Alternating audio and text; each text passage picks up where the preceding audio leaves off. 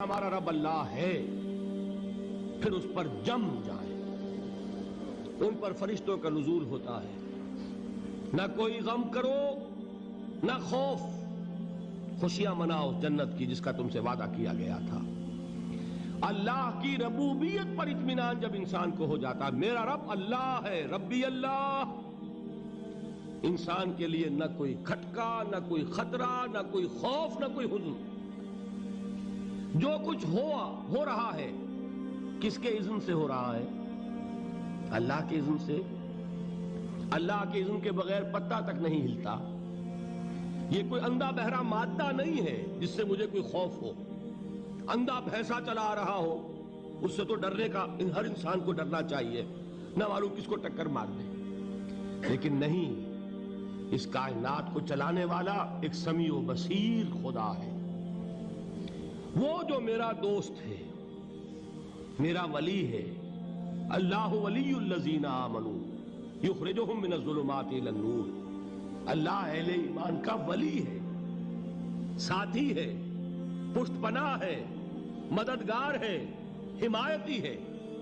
بتائیے جسے یقین ہو جائے کہ اللہ میرا مددگار، اللہ میرا محافظ، اللہ میرا پشت پناہ، اللہ میرا حمایتی، اس کے لیے کوئی خوف ہوگا؟ اس سے کوئی ڈر ہوگا؟ میں مثال دیا کرتا ہوں ایک بہت سادہ، پنجاب کے دیہات کی۔ وہ بڑا چودھری ہے اور کوئی غریب کسان ہے۔ اس غریب کسان کے جانوروں کو ہر وقت اندیشہ ہوگا چوری کا، کوئی میری بھینس کھول کر نہ لے جائے، کوئی میرا بیل کھول کر نہ لے جائے۔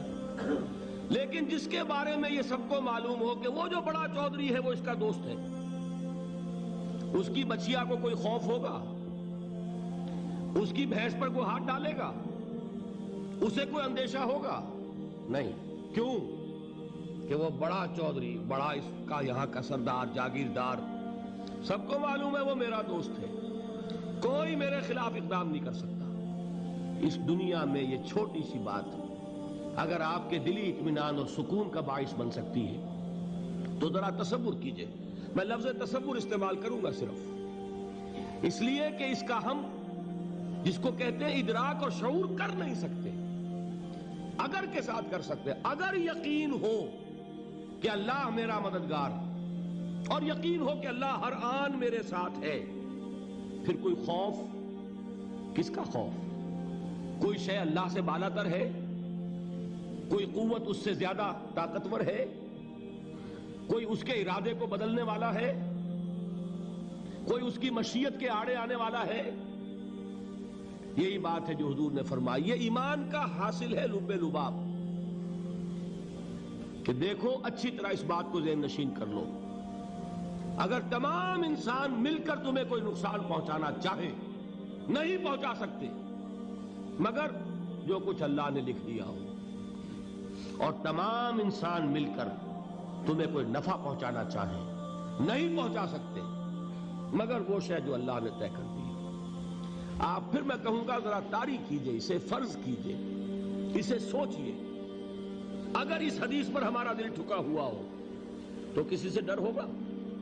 یہ مجھے نقصان نہ پہنچا دے، یہ میری رپورٹ خراب نہ کر دے، یہ میری انکریمنٹ نہ رکوا دے، یہ میرا یہ نہ بگاڑ دے، یہ میرے یہ نقصان نہ پہنچا دے۔ اس کا ڈر، اس کا ڈر، اس کا خوف، اس کی خوشامد، اس کے لیے جا کر طرح طرح سے اپنی عزت نفس کو ذلیل کروانا اس کے سامنے، یہ سب کچھ کیوں کرتا ہے انسان؟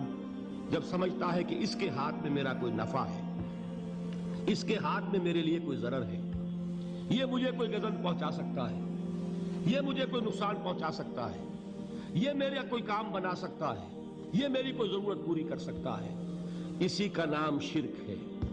جہاں آپ نے یہ سمجھا کہ غیر اللہ کے اندر کوئی طاقت موجود ہے، وہی شرک ہے۔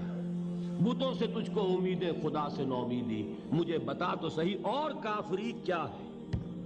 شرک تو یہ ہے جس پر بھی تمہیں یہ خیال ہے، کلمہ ہے یہ کلمہ سوم، لا حول ولا قوت الا باللہ، ذرا اس پر دل کو کبھی اگر آپ تصور کریں، پھر فرض کریں، دل ٹھک جائے اس پر، کوئی طاقت نہیں۔ یہی بات تھی جو شیخ عبد القادر جیلانی رحمۃ اللہ علیہ نے اپنی وصیت میں اپنے بچے سے کہی. 11ویں دینے والے ہیں، لیکن حضرت شیخ عبد القادر جیلانی کی وصیت اور تعلیمات کو کتنے لوگ ہیں کہ جانتے ہو؟ یہ جن مقامات تک پہنچے ہیں وہ کس چیز کی بدولت پہنچے ہیں؟ انہوں نے جو پیغام دیا وہ کیا تھا؟ اے میرے بچے، جس طریقے سے قرآن مجید میں حضرت لقمان کی نصیحتیں جو ہے نقل کر دی گئی ہیں، میں یہ عرض کروں گا بالفرض اگر قرآن حضرت عبد القادر جیلانی کے بعد نازل ہوا ہوتا تو شیخ عبد القادر کی یہ نصیحتیں بھی قرآن میں درج ہوتی. اتنی اونچی نصیحتیں ہیں. اے میرے بچے، اس حقیقت کو ذہن نشین کر لے، لا فاعل فی الحقیقت ولا مؤثر الا اللہ.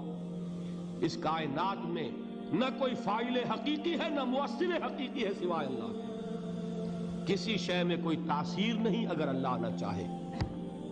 آگ جلا نہیں سکتی اگر اللہ نہ چاہے. پانی ڈبو نہیں سکتا اگر اللہ نہ چاہے. زہر ہلاک نہیں کر سکتا اگر اللہ نہ چاہے.